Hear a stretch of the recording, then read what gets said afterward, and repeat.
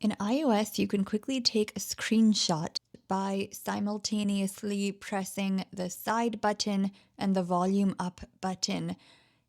Prior to iOS 26, this would simply pop up a small thumbnail that was quite unobtrusive relating to the screenshot, and the screenshot would be saved in your Photos app.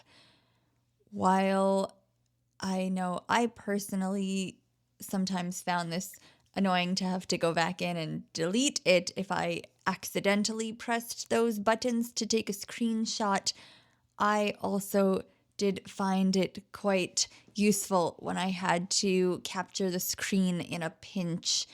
For example, as a guide dog user, I like to capture a screenshot when I'm requesting an Uber to show that a driver is indeed on their way and that they are coming toward me, that their distance is decreasing, to then be able to have some better documentation if they have canceled after I have let them know of my guide dog or after they have seen me with her.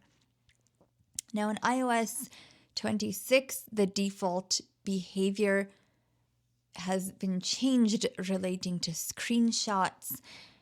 And instead of the automatic saving and the small thumbnail, by default, there is this full screen preview that allows you to edit the screenshot, highlight different parts of it, which then you can ask for information about. Of course, that would be a little tricky if you're not able to see the screenshot to shift the crop handles to proper places and what have you. But then if you do want to save it to Photos, you have to exit this initial editing dialog and select Save to Photos. So there are a few more steps now, but you can, fortunately, if you would like to restore the prior behavior, do so in settings. So I'm going to show you now this new behavior and where you can turn this off in settings to restore the prior behavior. So I'm simply on my home screen now, and if I press at the same time the side button and the volume up button, Alert. Screenshots button. A screenshot of a smartphone application with I just pressed the two buttons. You heard the shutter of the photos and this screenshot dialog come up. I just performed a 2-finger single tap to silence the speech. So let us now explore this screen that has appeared, this full screen. I will move to the top of the screen with a 4-finger tap in the upper half. Close button. And there's where we can close this. We'll keep going here and we'll flick to the right repeatedly. Markup button. Some editing functionality. Again, not so easy to do if one cannot see the screenshot. We'll continue flicking to the right. Share button. Now, this is not where you would go to save the screenshot to your Photos, and indeed you won't see that option there. This does, however, allow you to share the screenshot to various apps. We'll continue flicking to the right. Done button. Top left crop handle button. Adjustable. And here are now these crop handles. We'll just keep flicking to the right. Top crop handle. Top right crop handle. Left crop. Right crop handle. Bottom left. Bottom crop. Bottom right crop handle. Image canvas. A screenshot of a smartphone application with icons and text. And I stopped that speech. That was where we had landed when this initially opened. So you can see there are a lot of those crop handles for the various portions of the screenshot. We'll keep flicking to the right. Ask button. Highlight to search. Search button. Close button. And that close button appears again. So if we did wish to save this screenshot to Photos, now I'm going to just double tap here where we have landed. Close. Help. This close button actually completely dismisses the experience. And so in a way, it functions like a cancel function. But we don't want that. In this case, we want to have the option to save this to photos. So I'm going to take the screenshot again, side button and volume up. Alert. Close button. I've now moved back up to the top, and we'll just flick to the right until we reach that done button instead. Markup. Share. Done button. And double tap.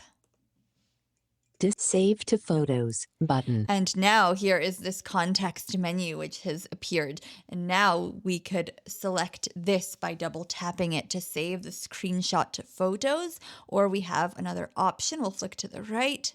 Save to files button. Save to quick note button. Copy and delete button. Delete screenshot button. Dismiss context menu button. And so those are our options in flicking repeatedly. I'm going to flick to the left and delete this. Delete screenshot button. So I'll double tap here on this. Delete batteries. And so it has not, in fact, been saved now to my photos.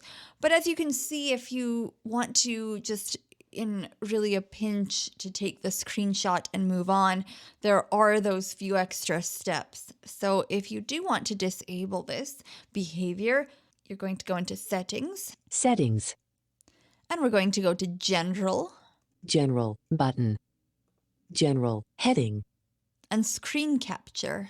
So we'll repeatedly flick to the right, and then we'll double tap on screen capture. Screen capture button. Full screen previews. Switch button on. And this is what we now wish to turn off. So we'll double tap. Off. Display screenshots in full view instead of showing a temporary thumbnail in the lower left corner. And I flicked to the right for you to hear that explanation. So now that the full screen previews have been turned off, I'm just going to take a screenshot right here. So I will press the side button and volume up. And as you can tell, no full screen banner has come. If I move here in the lower left-hand corner, Capture screenshot. HDR capture. it has even just gone away. By the time I finished speaking, I moved my finger up further, and you see we have remained in this setting relating to screenshots in general and screen capture.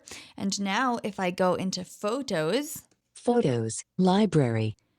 and I will move to the lower left-hand corner with Explore by Touch to reach my library tab, and then flick to the left to get to my most recent photo. Selected. Library. Tab. 1 of 3. Vertical scroll bar. Screenshot. Time. 10 p.m. Photo. Date. Screenshot. And so I flicked to the left a few times so that you could see that only this one screenshot is in my photos, because as you may recall, we closed the first attempt, completely canceling out of it, and then we deleted the second one. And now, with having turned off that full screen capture in settings, now the old behavior has been restored and the screenshot has automatically been saved to my photos, and I can do what I wish with it as I would with any other photo.